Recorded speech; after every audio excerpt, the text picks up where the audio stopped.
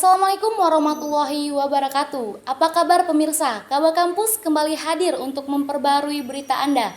Bersama saya Frisyela Syarani Rahman, kami telah merangkum sejumlah berita terkini. Berikut beritanya.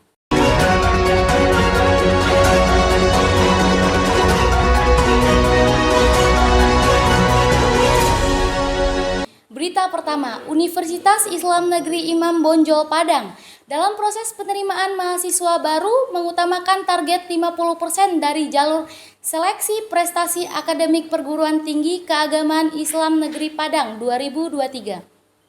Wakil Rektor Bidang Akademik dan Kelembagaan Yasrul Huda menyampaikan, usai sudah pengumuman kelulusan SPAN PTKIN 2023, bagi calon mahasiswa baru yang telah dinyatakan lulus, diingatkan agar tidak menyiakan kesempatan emas ini. Lanjutnya, ini merupakan kesempatan bagi camaba yang akan menyampaikan pendidikan yang lebih tinggi, mempersiapkan masa depan, dan pemerintah juga menyiapkan peluang dan fasilitas dari negara untuk meningkatkan pendidikan masyarakat. Ya kan nggak ada yang tiba-tiba seluruhnya kelanjutan daripada yang usaha sebelumnya. Kita memang mentargetkan tahun ini kita menerima mahasiswa baru 7.000 orang gitu. Melalui jalur SPAN-PTKIN berarti? Menurut seluruh jalur SPAN-PTKIN, UMPTKIN, dan ujian mandiri. Oh, 7.000 dari sebelumnya. Ya. Kalau dari SPAN-PTKIN sendiri itu berapa, Pak? Kita berharapkan 50% dari situ akhirnya menjadi mahasiswa. Okay. Menjadi mahasiswa artinya mereka lulus lalu ke mendaftar, mereka bayar UKT, mereka kuliah. Itu yang lulus kan belum tentu mendaftar. Ya. Ya, yang sudah mendaftar belum tentu bayar UKT. Yang sudah bayar UKT belum tentu juga kuliah. Itu jadi ada oleh kita selama ini orang yang lulus itu belum tentu mendaftar, orang yang mendaftar itu belum tentu bayar UKT, orang yang bayar UKT itu belum tentu kuliah. Yang sudah kuliah itu pun dia 1 bulan dia pergi juga gitu.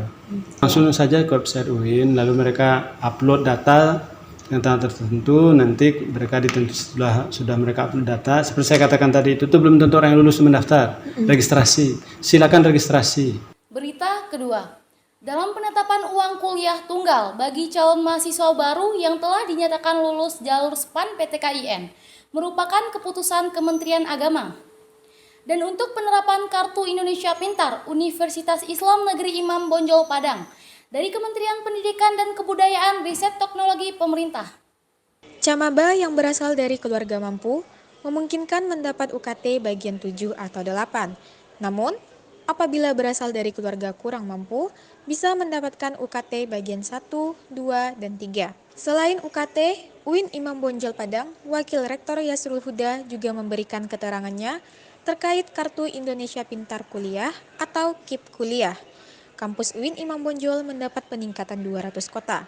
Di tahun ini, sebanyak 450 kota KIP yang akan menyandang dari semua jurusan, dibanding dengan 250 kota KIP. Kita kan 1 sampai 7 kan udah ada, kamu lihat keputusan Menteri Agama berapa UKT.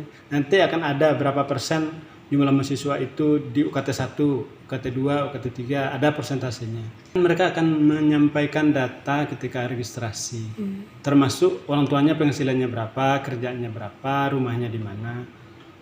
Ya kan kalau dia berasal dari keluarga mampu, tentu tidak mungkin dia dapat UKT 1, 2, 3, dia dapat mungkin di 7 atau 8. Ya kan? Tapi kalau dia misalkan dari keluarga yang tidak mampu, meskipun memenuhi persyaratan belum tentu dia dapat KIP, karena KIP itu terbatas, kita tahun ini hanya 450 orang. Ya. Itu pun sudah nambah dari tahun lalu yang 250. Berita ketiga, berhubung pindahnya perkuliahan dan tempat tinggal mahasiswa UN Imam Bonjol Padang dari Lubuk Lintah ke Sungai Bangek, pihak kepolisian Kuranji menghimbau agar mahasiswa yang melintas jalan bypass tidak sampai larut malam. Baik, kita juga sudah terhubung langsung dengan Kapolsek Kuranji Padang. Baik, bagaimana himbauan bagi mahasiswa yang melintas di jalur bypass pada malam hari? Baik, Bapak menjawab terkait dengan adanya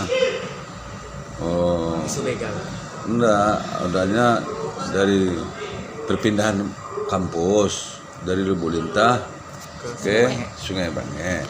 Kemudian dikhawatirkan dengan adanya mahasiswa-mahasiswi yang dari Lubuk Lintah ke Sungai Bangek malam, kemudian dari Sungai Bange ke Lintah malam bolak-balik gitu kan. Jadi mahasiswi ini khawatir terkait jalan bypass selama ini banyak sekali isu yang terjadi akibat tawuran. Jadi begini Dek, Bapak sampaikan. Jadi memang selama ini sudah beberapa kali memang terjadi aksi tawuran. Jadi aksi tawuran itu dilakukan oleh beberapa siswa tingkat LSTA lah, STM itu SMK kan. Jadi kalau malam minggu memang kita lihat di bypass ini memang banyak menggunakan sepeda motor, tapi jamnya sudah pukul 01, 02, 03 dini hari gitu, pagi. Tapi kalau misalnya jam 8 pukul 21, 22, 23 nggak ada di bypass. Jangan takut adik-adik. Jadi kemudian kami dengan ada kejadian itu, kami dari pihak kepolisian sudah beberapa kali melakukan patroli. Kemudian ada informasi di masyarakat ada tawuran, kami cepat respon.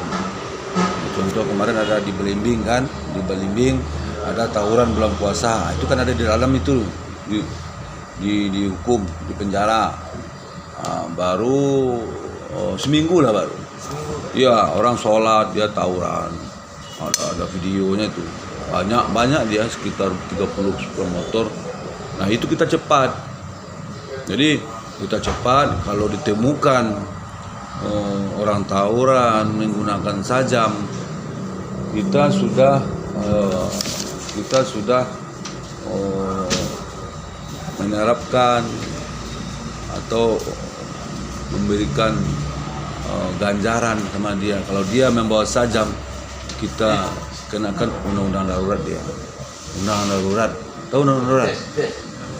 Undang-undang darurat itu barang siapa membawa, menyimpan, memasok, menggunakan misalnya sejenis pisau itu nggak boleh dikenakan undang-undang darurat. Adik contohnya sekarang mahasiswa, masa bawa parang? Contohnya itu kan, adik kena kalau ada razia orang jalan. Nah, terpaksa adik berurusan dengan pihak kepolisian. Orang yang boleh membawa sajam itu seperti orang pergi ke sawah, kebun, kemudian ibu-ibu di rumah siang bawang, sayur itu boleh. Nah, itu hati-hati adik ya, karena membawa sajam kita tidak boleh bertentangan dengan undang-undang darurat. Itu makanya anak-anak yang tawuran itu kita kenakan pasal undang-undang darurat. Nah itu awat undang-undang darurat itu ancaman sampai 10 tahun itu. Nah, itu jadi adik tidak usah khawatir. Kami di sini punya wilayah bypass. Kemudian dari situ ada lagi polsek. Adik itu walaupun ada tawuran, informasi isunya tidak usah takut, karena adik itu lewat dari UIN ke kampus 3 hanya malam senja, sedangkan tawuran itu terjadi pukul 01, 02, 03, 04 pagi subuh. Tapi walaupun demikian kita tentu harus waspada. Waspadanya gini, maksudnya ditemukan anak-anak berkumpul, ada rencana di mana di bypass itu, langsung kita laporkan kepada pihak polisi yang berwajib, sehingga kita tahu akan kita lakukan pencegahan secepatnya gitu. Jadi adik-adik nggak usah ragu-ragu.